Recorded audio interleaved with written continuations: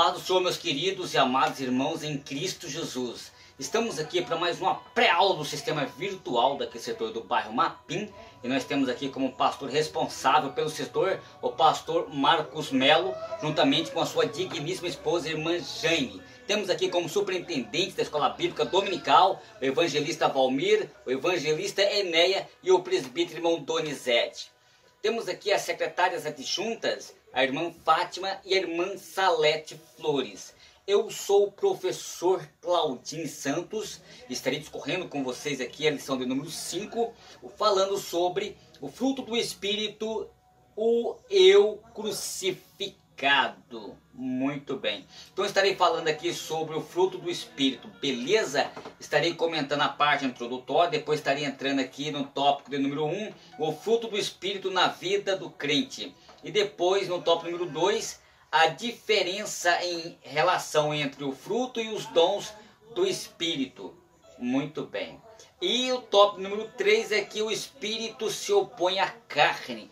Estarei aqui, queridos irmãos, comentando esta lição maravilhosa, simplesmente para complementar o que o comentarista está querendo passar para nós aqui, beleza? Muito bem. Então, quando eu olho para todo esse aspecto, a primeira citação bíblica do termo fruto está em Gênesis, aqui no capítulo 1 do versículo 11, aonde vamos extrair uma lição para a nossa vida espiritual. E disse Deus: produz a terra elva e erva verdes e árvores frutíferas e frutíferas que dê fruto segundo a sua espécie, e cuja semente esteja nela na terra. E assim foi. Então Deus se preocupou com a perpetuação das espécies vegetais que ele criara. Mas teve mais um propósito, como nós vemos aqui adiante, Gênesis capítulo 1, versículo 29. E disse Deus: eis que vos tenho dado a toda erva que dá semente e dá sobre toda a face de toda a terra, e de toda árvore que há fruto, e de árvore que dê semente, ser-vos-ão para o mantimento. Muito bem, queridos. Então, para o mantimento. Nenhuma árvore frutífera se alimentará dela própria, né? Ou seja, nenhuma erva ou árvore frutífera se alimenta do seu próprio fruto. Produzir fruto garante a perpetuação da espécie, ou seja, a germinação das sementes faz brotar outros exemplares de plantas da mesma espécie e serve de frutos para fornecer alimentos para as espécies animais. Então o crente, ele produz o fruto para quê? Para que as pessoas vejam as características divinas manifestadas em sua vida e se converterem a um Deus vivo, garantindo então a perpetuação da espécie. Igualmente, então, o fruto do Espírito que se manifesta na vida do crente, quando visto pelo não crente, faz com que essas pessoas sejam atraídas para Deus. No reino vegetal, os aparecimentos do fruto é resultado de um longo processo de crescimento e desenvolvimento em toda a árvore. Também na vida espiritual, o Espírito de Deus opera de modo progressivo, aperfeiçoando gradativamente a obra iniciada no momento da conversão, como a gente observa aqui em Filipenses no capítulo 1, versículo 26. Então, a vereda do justo é como a luz da aurora, que vai brilhando mais e mais até ser diante perfeito, como está em Provérbios no capítulo 4 e do versículo de número 18. Então, para complementar aqui, queridos irmãos, eu gosto de falar aqui o que é o fruto do Espírito. Depois estarei entrando aqui falando como adquirir o fruto do Espírito. Depois também já concluindo aqui e entrando no tópico número 3, a classificação do fruto e a descrição do fruto do Espírito, beleza? Então acompanhe comigo, não saia daí, porque eu estarei citando várias referências bíblicas. Então já passa a mão no teu papel, na caneta, no caderno de anotação, no lápis, para você fazer as anotações, porque estarei citando várias referências bíblicas que vai te ajudar muitíssimo, beleza? Isso é importante. Quando nós... Então veja bem, o fruto na vida do crente. Mas antes aqui, o que é o fruto do Espírito? Queridos, primeiro, a definição são virtudes e qualidades manifestadas pelo Espírito Santo na personalidade do crente. Ou seja, elas são resultado das características que haviam em Cristo, como está em 2 Coríntios capítulo 4, versículo 10 ao 11, como nós observamos aqui também João no capítulo 15, versículo do 1 ao 5, e que foram introduzidos na vida do pecador que se arrepende através da regeneração. Beleza. Então nós vamos ver aqui alguns conceitos teológicos. Então vejamos alguns aspectos diferentes sobre esse conceito. Primeiro, maturação. A palavra fruto no grego é karpos e significa maturação. E junto à palavra espírito, que significa conjuntos de virtudes amadurecidas como resultado da comunhão constante com o Senhor Jesus. O segundo aspecto, que é a unidade. Então, o fruto e não frutos, a palavra ocorre no singular, significando então uma unidade de virtudes, ou seja, são 9 virtudes que fazem parte de um todo, de modo que nenhum crente é completo. A gente observa em Tiago, no capítulo 1, versículo 4, se não tiver todas elas, é preciso e fica incompleto. Mas observamos aqui em 2 Pedro, no capítulo 1 e do versículo 4 ao verso 8. Muito bem. O terceiro aspecto, origem. Tudo vem de Deus, como está em Tiago, no capítulo 1, versículo 17, pois ele é amor, como está em 1 João, no capítulo 4 e do versículo 8. Eu vou até citar essa referência aqui, que é uma referência muito bom, é Tiago, capítulo 1, versículo 17, uma referência muito maravilhosa. Eu vou citar aqui porque tudo manda dele, de Deus, isso é importante. Olha o que a Bíblia diz aqui, ó. É Tiago, capítulo 1, versículo 17, que nos diz assim, ó: toda a boa dádiva e todo dom perfeito vem do alto, descendo do Pai das luzes, em quem não há mudança e nem sombra de variações. Que coisa maravilhosa, hein? Então falei aqui sobre o primeiro, o segundo e o terceiro aspecto. Agora o quarto aspecto é a perspectiva pentecostal.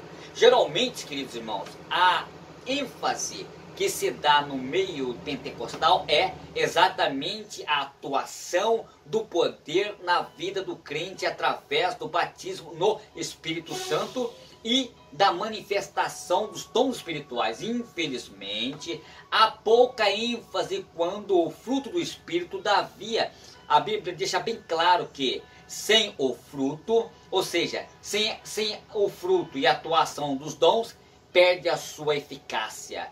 O valor e os valores da recompensa. Então observamos aqui em 1 Coríntios, no capítulo 13, verso 1 ao 7, e entende-se que, ou seja, o índice entende-se a desaparecer da igreja. Então, se não tomar cuidado, os dons vai sumir. Então, precisamos buscar o renovo do alto. Observamos aqui em 1 Coríntios capítulo 13, versículo 8 e 9. Mas, queridos irmãos, o que é interessante é quando nós observamos que a diferença entre fruto e os dons do Espírito. Agora eu vou chegar lá. Como adquirir o fruto do Espírito Santo? Pegando aqui uma mesclagem, uma mesclagem do tópico número 2, que é a compreensão sobre a natureza do fruto do Espírito. O fruto do Espírito são virtudes implantadas pelo Espírito Santo na vida do crente, objetivando a sua transformação segundo a natureza divina, como está em Efésios capítulo 3, versículo 19, como está em 2 Coríntios, no capítulo 3, do versículo 18. E assim o crente passa a ter de Deus o sentimento, como nós observamos aqui em Filipenses, no capítulo 2, do versículo 5, e a natureza também, como está em 2 Pedro, no capítulo 1, do versículo 3 e 4, e aí vai. Dentro do segundo aspecto, eu falei como adquirir o fruto do Espírito. Primeiro, compreensão da natureza do fruto do Espírito. Segundo, a dependência de Deus. Então, o fruto do Espírito é algo divino em nós. É um processo de transformação moral que está muito além da capacidade mortal do homem decaído. A dependência de Deus para gerar em nós o fruto é indispensável. Devemos estar ligados a Ele como as varas na videira para receber a sua seiva e também dar os seus frutos. Observamos aqui em João, no capítulo 15, verso 1 ao 5, como em Romanos, capítulo 1, e do versículo 16 ao 17. O terceiro aspecto, dedicação ao serviço de Deus. Queridos irmãos, através dessa dedicação, o crente vai experimentar a cada dia uma manifestação crescente da presença de Deus em sua vida, como nós observamos aqui em 2 Coríntios, no capítulo 4 e do versículo 16, como também no capítulo 3 e do versículo 18, entendeu? Então o que acontece aqui? Resultando na posse das virtudes divinas. E neste ponto, a operação do livre-arbítrio no propósito da dedicação a Deus é fundamental. Muito bem, então falei aqui sobre o que é o fruto do Espírito, falei aqui como adquirir o fruto do Espírito, beleza? Então, a classificação desse fruto, então vamos aqui para essa classificação desses frutos. É importante nós entender e como classificar os frutos dentro de cada conteúdo bíblico. Então mergulha comigo aqui porque tem coisas boas aqui para nós.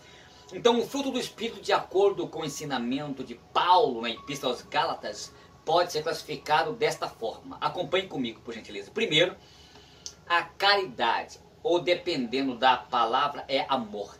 E no grego é ágape, que é amor, beleza? Então é a essência do amor, é o vínculo da perfeição, como está em Gálatas, no capítulo 3, versículo 4. Então é o amor divino repartindo entre os homens, como está em João, no capítulo 3, verso 16.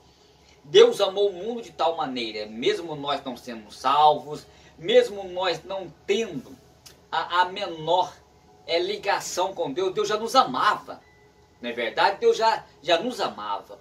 Interessante isto, viu, queridos irmãos? Então, Claudines, mas então o versículo diz assim, mas quem é que pode nos separar do amor de Deus? Nada, nem inferno, nem espada, nem doença pode nos separar. Por quê? Independente de Deus nos salvar, Deus já nos amava. Agora você perguntar, veja bem, agora você fazer uma pergunta e dizer assim, ó, mas quem é que pode nos separar da salvação? Aí já é outra coisa, entendeu? Porque você vai olhar em Gálatas sobre as obras da carne, e tudo aquilo que é a obra da carne, que comete tais coisas, não herdará um reino de Deus. Voltando aqui, Claudines, quem é que pode nos separar do amor de Deus? Nada, porque mesmo nós não sendo salvos, entre aspas, nada nos pode nos separar do amor de Deus. Mas quem é que pode nos separar da salvação em Deus?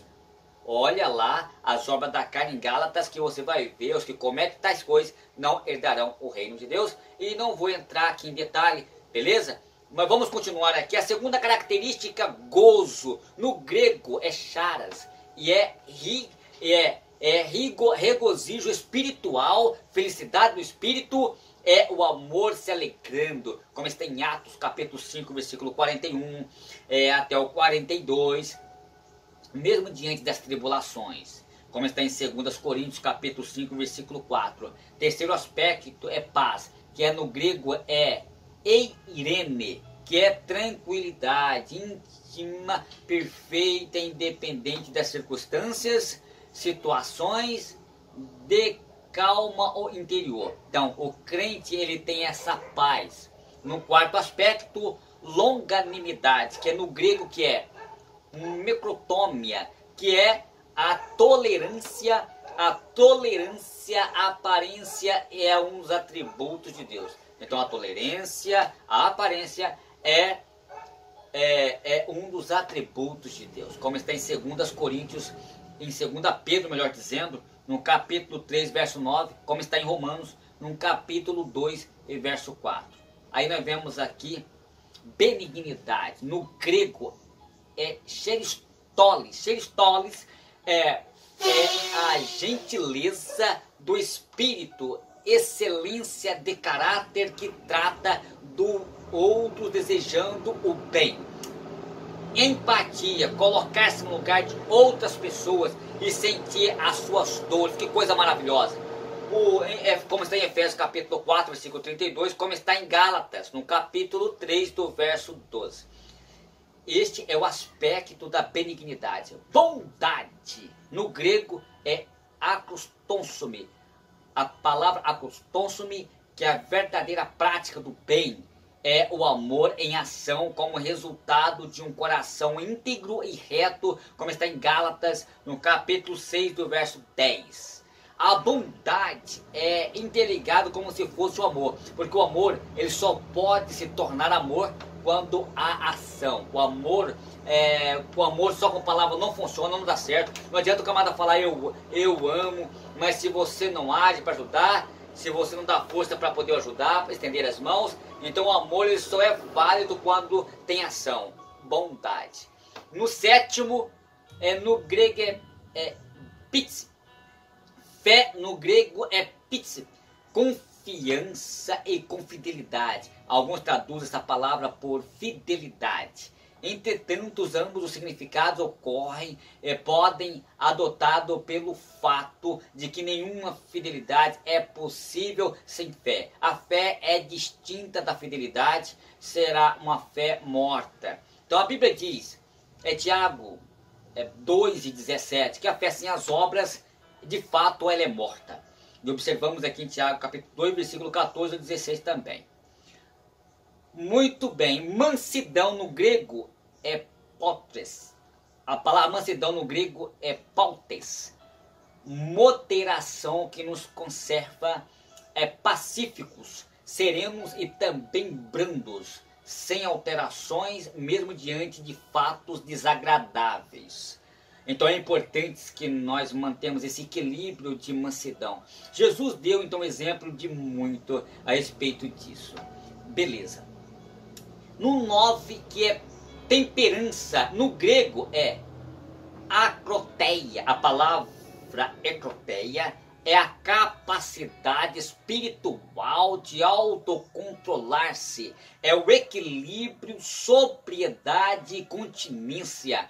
É o freio de nossa vida, como está em Tiago, no capítulo 3 e versículo 2. Leva-nos a controlar o nosso espírito, como está em Provérbios, no capítulo 16 e no verso 32. Como também no capítulo 25 e do verso 28. Os nossos atos, como está em 1 Coríntios, no capítulo 6 e do versículo 12. E a palavra, como está em Gálatas, no capítulo 4 e versículo de número 6. Muito bem. Então, queridos, entrando aqui já, fiz uma mesclagem aqui no tópico de número 2. Já vou fazer a diferença entre a relação entre o fruto e os dons do Espírito. Queridos, a diferença é o seguinte: o fruto do Espírito Santo, ele está em nós.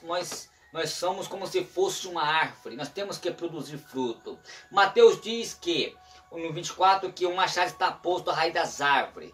Toda árvore que não produzir fruto é cortada e lançada no fogo. O crente salvo, ele tem que produzir fruto. Fruto e obras, elas andam conjuntas, elas andam lado a lado.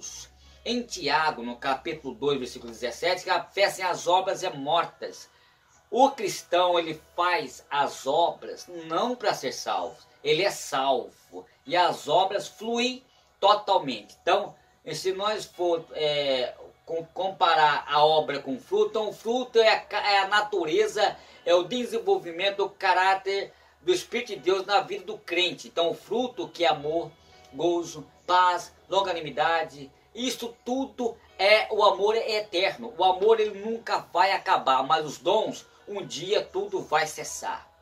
Tá beleza? Então essa é a diferença. Os dons um dia vai cessar, mas o amor e os frutos são eternos. Nem vou entrar muito em detalhe aqui porque a aula é bastante resumida. Entendeu, queridos irmãos? Então, só para os irmãos terem noção como é importante o crente desenvolver o fruto, o crente que está na igreja, mas não desenvolve o fruto do Espírito Santo, a possibilidade de ser salvo é nunca. Beleza? Claudinhos, mas em Efésios capítulo 2, versículo 8 e 9 diz: pois é pela graça que nós somos salvos por meio da fé, isso não vem de vós, é dom de Deus, e não vem das obras para que ninguém se glorie. Então, muito bem. O crente, ele para ser salvo, ele precisa fazer obra nenhuma. Ele faz as obras porque é salvo. Olha que coisa maravilhosa. Muito bem. Entrando aqui no tópico número 3, eu quero dizer aqui que o Espírito se opõe à carne. Eu gostaria de falar sobre a descrição do fruto do Espírito. Muito bem. A natureza. Queridos, terminando aqui essa aula que é bastante resumida. A natureza, o fruto do Espírito é de natureza divina, reflete a natureza divina que há em nós, como está em 2 Pedro capítulo 1, versículo 4, pois ninguém pode produzir fruto de si mesmo, não tem como, é a ação do Espírito Santo no nosso interior, e quando nós estiver aqui com Cristo em todos os âmbitos, como nós observamos aqui em João capítulo 15, versículo 4 e 5, em segundo aspecto, sobrenatural. Então o fruto opõe-se às obras da carne.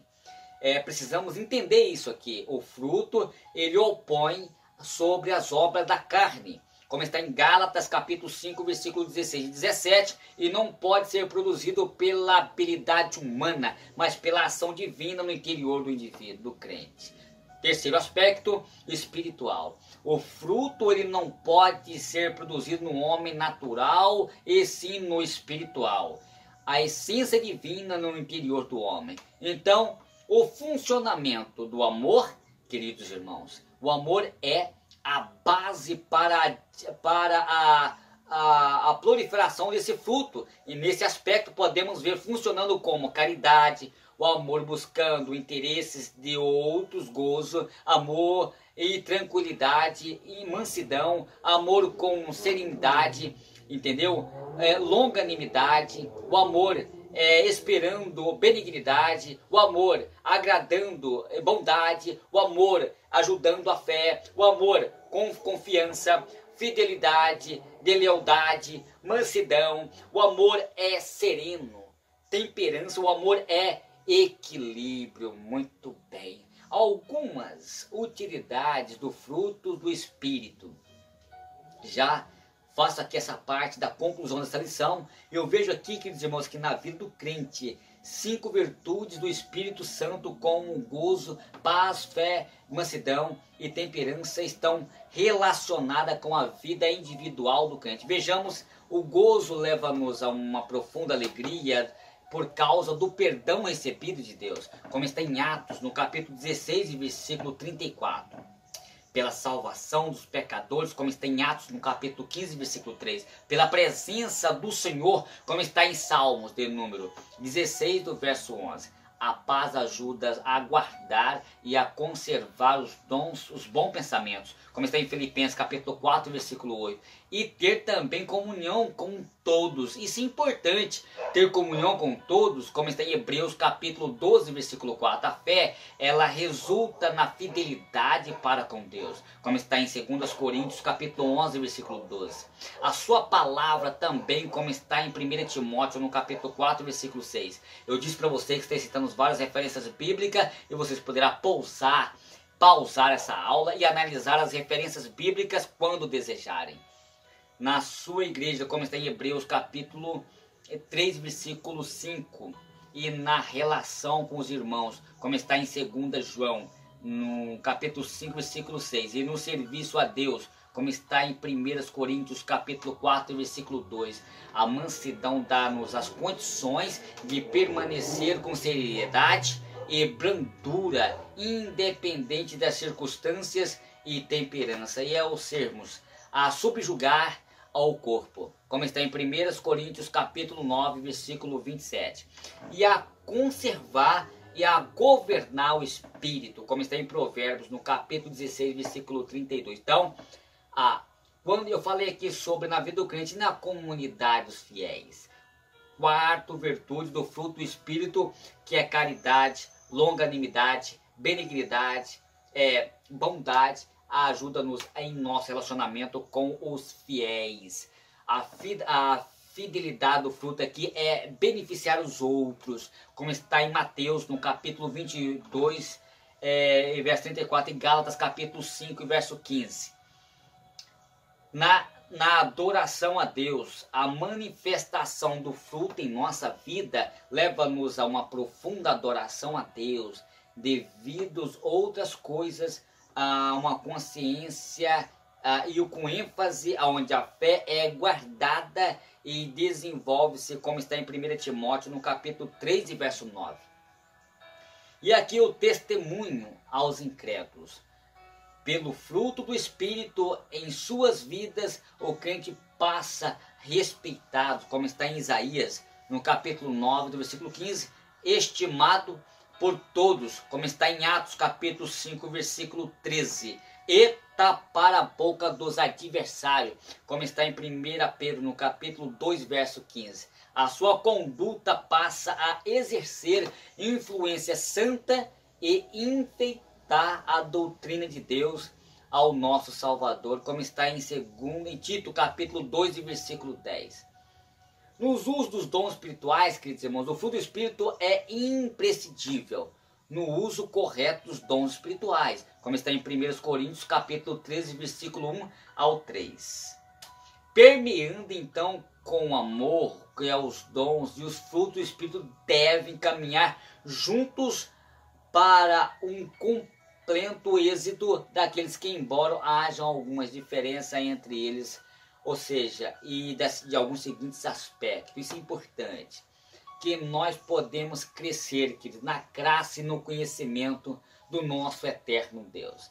Fico aqui com essa aula muito resumida, bastante resumida, mas vai para a sala de aula e questiona com o seu professor. Seja um aluno questionador, aonde você aprenderá muito mais e buscar o conhecimento na luz da poderosa palavra de Deus. Então vai um abraço do seu amigo hoje e sempre, Claudinho Santos.